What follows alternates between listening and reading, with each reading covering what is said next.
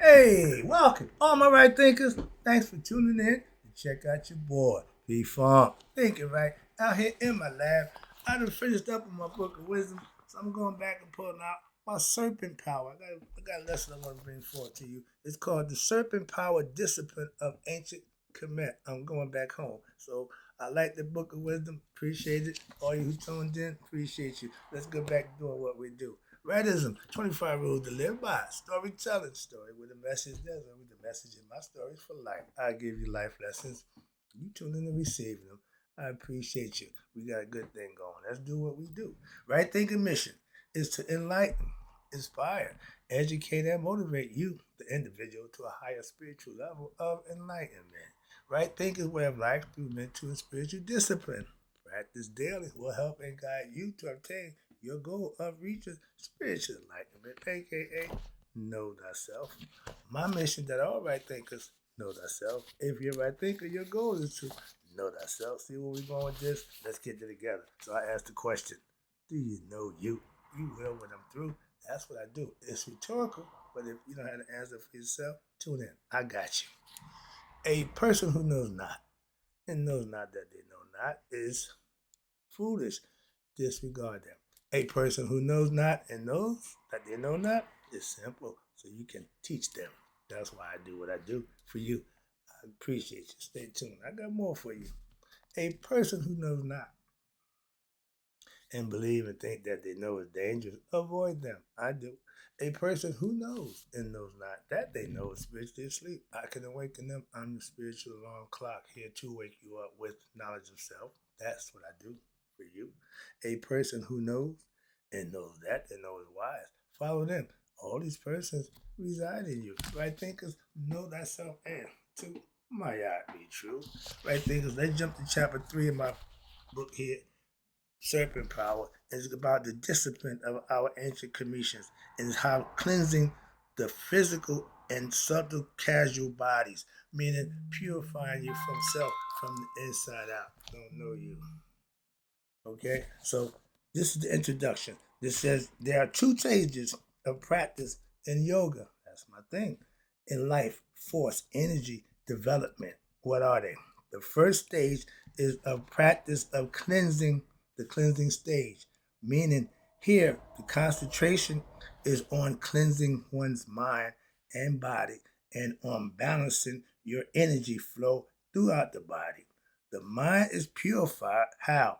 By practicing the wisdom teachings set forth by right thinking philosophy, which is selfless service, daily meditation, and working out daily to purify one's body, and by purifying your diet by eating the right foods on a regular daily basis, practice of physical exercise. I'm in the gym every day, which include various breathing techniques depending on what you're trying to get. If you're trying to get oxygen to circulate up to the pineal gland, there's a certain breathing technique for that. You want to exercise, you're right to meditate, there's certain breathing for that, but it's all different techniques, such as what they call alternate nasal passage breathing, one side, the other side, a whole bunch of stuff. So you got to do your due diligence and find what works for you, but which harmonize and balance your life force energy, aka your chi, your prana, whatever you want to call it. We call it serpent power. Everybody knows it as Kundalini. Okay, chakras. But in order, really, it's serpent power. How about that? Okay, that's not that concept. Going up to meet a star at the top of the hill. In order to, in order for your consciousness to truly unfold, your mind needs to be cleansed. How do I cleanse my mind? It needs to be cleansed of what they call false or gross impurities, such as anger, hate, greed, selfishness, envy, jealousy, these, etc. These are all what we call lower nature Satanian qualities in your character. You have to erase them. That's how. Okay? And the physical body needs to be cleansed also of what? Mind altering drugs, chemicals, and eliminate your lower vibrational state, which will agitate one's mind and make it more what susceptible to becoming preoccupied, lose focus with what? The physical body desires of the body and the ego mentality. So you're doing a whole bunch of things that's worldly concerns to give you what? Pleasures. If you living for pleasures, you're going to be caught up in that worldly concerns. It's called entanglements. No, involve yourself in stuff that don't mean no good. That's a feather. You doing it to yourself. The world can keep doing what the world's gonna do. It's gonna do that. If I'm walking down the street, I got a house in Erie Pew here, and I got a church here. My decision, which one of them bills I go in, and the consequences gonna be mine to pay for whichever choice I make. You go there, you gonna get the physical pleasures, but you got to pay for that. You go here, you get your little blessing, go whatever, but you should be rewarded for that. You ain't gonna be rewarded for that. That's the difference. When you want physical, you go there. You want spiritual, you go there. That's where it's supposed to be. So it should not be no mistakes. You got afraid, you scared the whole in church. Why? Because she know what she is, and she know God know what she is. Just because she in church, don't change who she is. Put that out there. But again, and just because you in church, don't mean you holding it down either. Don't get that twisted. And once you understand cleansing a stage of your Kundalini yoga, wherein the elements of the body are cleansed. Okay? They call it Bhuta Shuddha. And that's what they call your subtle energy in India, the Vedanta concept. And this is your energy channels, aka the chakras of the body. And once they are cleansed, they got the Nadi Shuddhi, which may take, you ready for this? Months, years, or lifetimes to master and to attain and accomplish, to attain terms to the three main channels wherein your spiritual realization unfolds: mental, physical, and spiritual. This is accomplished how? By manipulating one's energy flow in the subtle mental planes and directing it towards the divine. You see me pointing out? That means here, low from here up to here. And this is what's called the subject of the second audio tape in the series. They got tapes to teach you how to do that. I don't get involved in that, but some people need those type of things. Your psychic energy center, Kundalini, Serpent power, it flows when you're living a righteous life. That's what wakes it up. And the more righteous and more study you do, the more it rises until it reaches what? The third eye, the pineal gland, and all of a sudden, ding, ding, ding, ding, ding, you're enlightened. But it's only because of the work and the way that you're living will make that happen.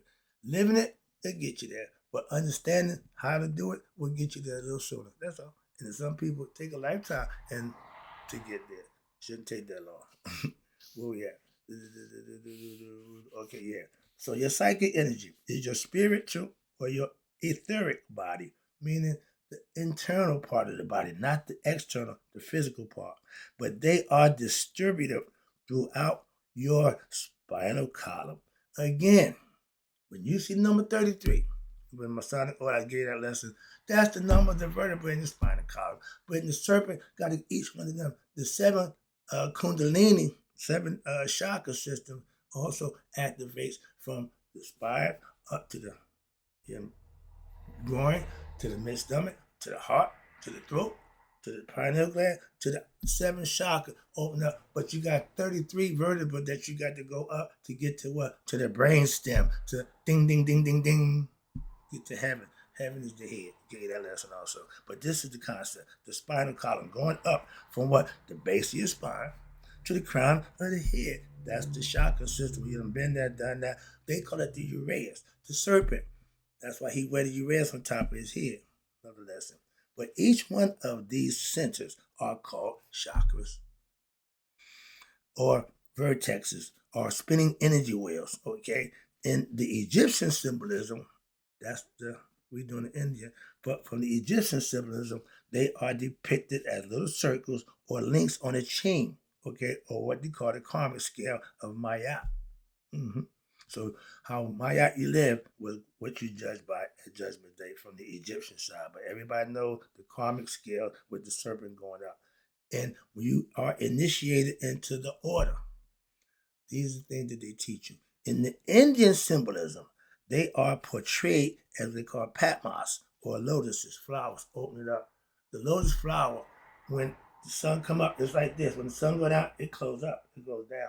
And it grows in the stinkiest, funkiest, murky water. The stinkier the better. Why? Because when it opens up to God, the dirt can't touch it.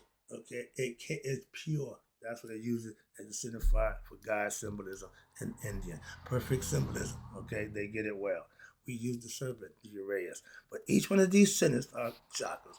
But now, in all this is symbolizing your psycho spiritual principles of what? Your human consciousness, this thing here. By understanding and studying these and removing the obstacles to them, by exciting your kundalini energy, by exciting your kundalini energy is free to what? To go up. Once you start living right, that's he can't wait. He sits dormant. And when he get the call, he's on his way. And his goal is to get here, to enlighten you. That's his job. Okay? That's the serpent that's in you. And we all got it. But you gotta climb up the spinal column to get there. Hence Jacob's ladder. Anything with this 33, that's all your vertebrae. It's all about the body. When your consciousness is free, and George told you, free the mind and the ass to follow. When you become enlightened, the whole body is enlightened. Okay, that's what he's telling you. As above, so below. So you can now move where? Towards your divine essence of gaining what? Spiritual enlightenment, aka knowledge of self, self-mastery, and to know what? Thyself. And this is the whole purpose of your being as a human. That's the goal for all human beings. A lot of us go fall short, and they know that. That's why they got the reincarnation. But when you don't make it, you don't make it. Your conscience, that guy right there, didn't make it. Why? Because the conscience of him is getting all the void along with his physical body by now. It's done disintegrated to nothing. It's like the memory. I keep him alive. He's alive in me. And whoever else sees needed to keep him around. But I do that because what he is to me. Now, I don't know if my brothers and sisters do that. Don't care. Make a difference.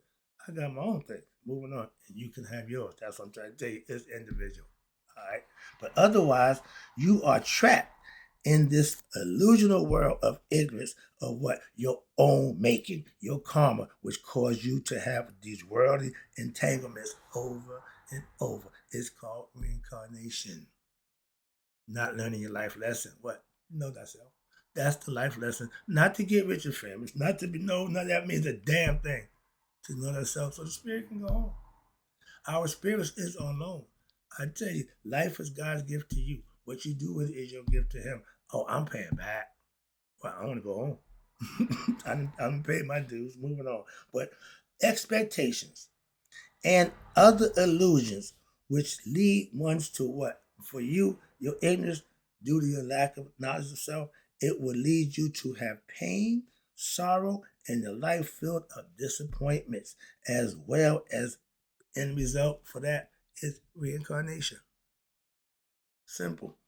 Thus, your serpent power, okay, yoga mitigates and eradicates all negative karma. How? Because it destroys the illusion of what? Ignorance about your true self, your higher self. It gets you to know who you are, aka God, thyself.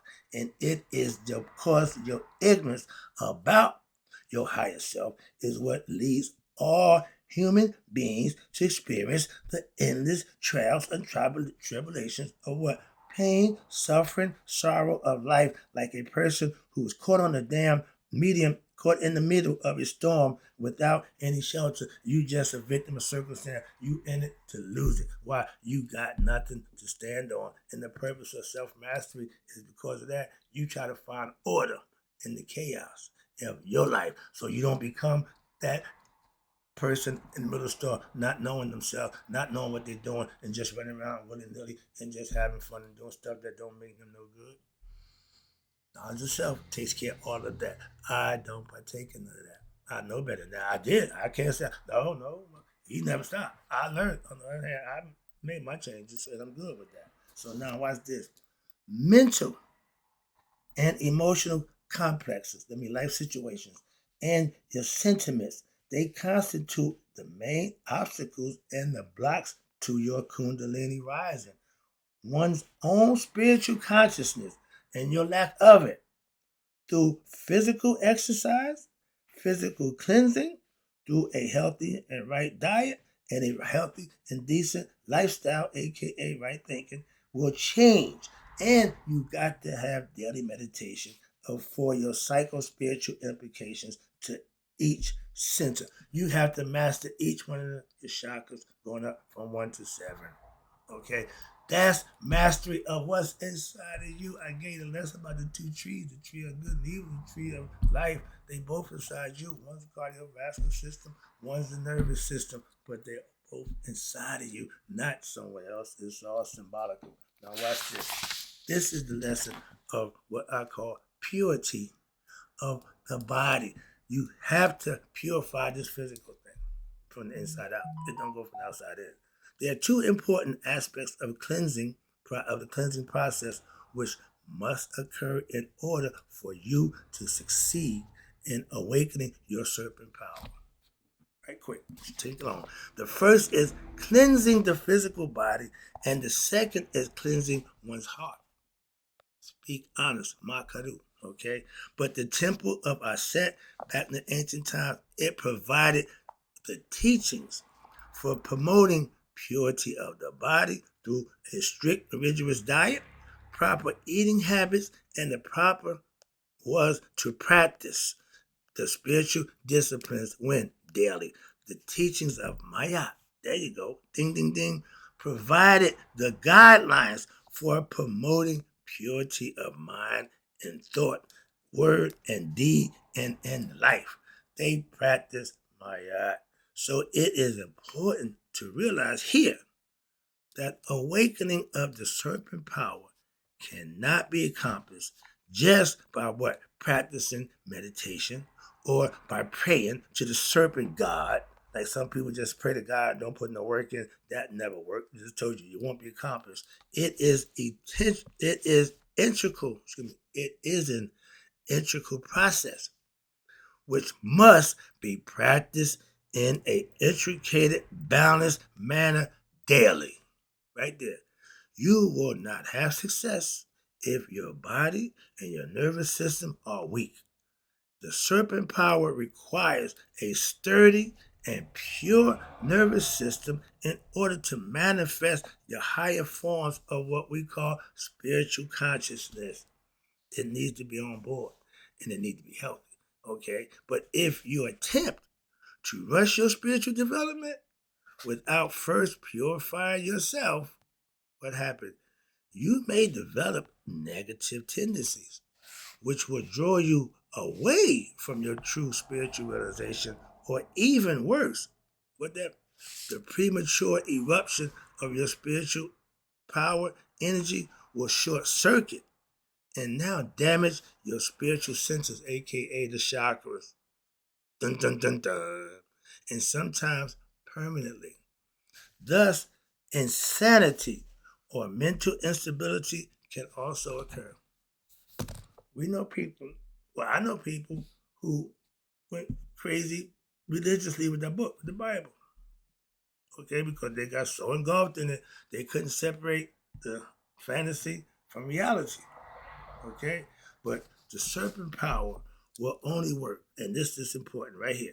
It will only work like anything else you practice, whether it be Islam, Christianity, or don't make a difference. The only way any of it works, and my right thinking philosophy falls in the same category. Well, what? Is if you have a healthy body, but if it's plagued with mental agitations, meaning you ain't focused and you constantly worry about stuff, like Yoda told Luke, that's you worry about everything except the moment. You worry about Leia, you worry about Han Solo, you worry about everything, but you ain't worry about Luke. You need to worry about you first, and then you can save them once you get your stuff together. That's why Return of the Jedi was important. That he got his stuff together. He knew who he was. I'm a Jedi warrior. I'm a right thinker. All right, but with mental agitations and worldly desires, you'll never make it with those things going on. Simply that. That's why Luke failed, okay? If you cannot control your lower nature or your mind and the energy that flows, you could conserve and use it toward the development of your serpent power. It will all be wasted and you will not ever be successful in reaching spiritual enlightenment, aka obtaining self-mastery or knowledge of self. With the quality that you exhibit, it won't allow it. So you got to change. So therefore, what you must practice and change and understand the teachings by what? Studying the teachings and practicing daily meditation while you work on simplifying your life and promoting harmony in one's mind. That's all work that you do for yourself. It ain't easy, but it's so rewarding when you do. Okay, some of us flake out. Some of us give up. Why? Because we want results without putting into action. Everybody wants the end result. Trust me, go through the process. It's a beautiful thing. But the following is a summary of the teachings of the Temple of Aset in reference to what? They had a process, again, of what? Studying the teachings and living with the diet of what? The initiates, the spiritual aspirants. Excuse me, that's what they call them. I'm going to give you one paragraph out of it. This is what they taught them, and this is important. While the general population, the masses of ancient Egypt, was considered to be one of the most healthiest group of ancient world, and it was also the most spiritually inclined people that everybody respected. And their spiritual initiates, everybody came there, were required to have an even more strict dietary practice. They wasn't no joke, okay? But the special diets of the ancient Egyptian initiates were highly guarded. Why? A secret, as were the inner meanings of the myths which were acted out in the mystery rituals. Again, they call it the mystery school. They call it the school of mystery. Why? Because if you wasn't in there, it was a mystery to you. You didn't know what they were doing. Again, and anybody came in, it was a mystery to them also.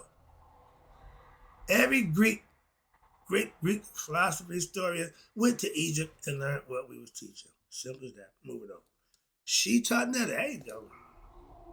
That's right, thing, brother. Okay, my big brother. I'm just little brother to She taught Netta. But this, what's this? She taught Netta. For this reason, many of your special yogic practices, which included a special diet and daily meditation, were not committed to writing. Kept it folklore, okay? Mouth to mouth, breath to ear, okay? Ear to mouth. In an explicit fashion. Why? Rather, they were committed to hieroglyphic form. They wrote it in signs and symbols. I told you. And they carried it throughout the initiatic process. They carried it out. But it was not until them damn Greeks, the historian and the initiates into the initial Egyptian mystery school, we let them in. We let them in. We let them in. Any organization that claimed to be exclusive or black or run anything, once you let the white man in, you going to hell. He's going to destroy. That's the rotten apple, the poison pill. Why? He come to do just that. What's this? And when the Greeks came into Egypt, initiated into the mystery schools, okay, and they began to what? Write about the experience. They couldn't get it written down fast enough to show the world. Look what we know. Look what we know. Where'd you get it from? Huh? Yeah. Now you're deaf. Again, selective amnesia. But that was the whole concept. But the more detailed aspects of the initiated diets were now available to a wider audience. Okay, more people started getting here to eat right. I just did the veganism. They make a good argument. Okay, a damn good argument. I'm still gonna eat my meat. Okay, so I understand. I make a good argument about Christ. Y'all still gonna believe what you're gonna believe, so I understand it. So I'm no different. Again, I got what I do, you got what you do. To each his own. But the sect of Jews that they call the Essenes, they practice an initiation period, or what they said, 2 to 3 years. When I was a Master Mason, I gave you pretty much, I was going to give you 3 years to become a Master Mason. Every year, a year for each degree. You want 3 degrees? 3 years. You want 7? 7 years. Man, I don't care what you got. This is how it's done. See, again, everybody base what they're doing on what they like, what they feel. No, you follow the rules. Once you commit to being part of something, you got to abide by the rules or get out. Simple. In the parents' household, when you can't no longer abide by the rules, you got to go. The Eagles didn't give a damn. No, when they got tired of you, they just kicked you out. Fly or die. They didn't give a damn. See? Simple as that. I taught you or showed you enough what to do. When you're trying to do it, you should do it. If you ain't that smart, die. That's hard. That's real cruel, ain't it? But that's the fact of life. And again, they had a period of 2 to 3 years, and they instituted purification diets, hygiene practices, and they similar to those that's spoken about by your boy, another Greek historian, Herodotus, from 484 to 425 BCE. But when he was around, we was on a decline. 400 BCE from 5,000, we done had 4,400 some odd years of doing. You come along and you supposed to understand everything? I don't think so. But he caught the bottom part. And then you got Plutarch. He came around 20 years later from 46. No, he was even later. He wasn't in BCE. He came in 46 to 120 ACE. Dude, you on this side. Anything on this side, moving on. But the Asiatic health practices that were presented to Asian groups of peace was second to none because they got it from the Egyptians. And they let it be known. They didn't try to hide it. They didn't try to perpetrate it. Well, no, they gave all the credit to the Egyptians. I'll be back with the next concept of what I call the mystical implications of these teachings and what they mean and what they're supposed to do. That's what I got for you. I'll be right back. Right thinkers. Glad to see you back in Egypt. I've been doing other things, but I'm back home again. It feels good. I'll be right back. And in closing, right thinkers, may you all be 100. Me, 100 miles a day.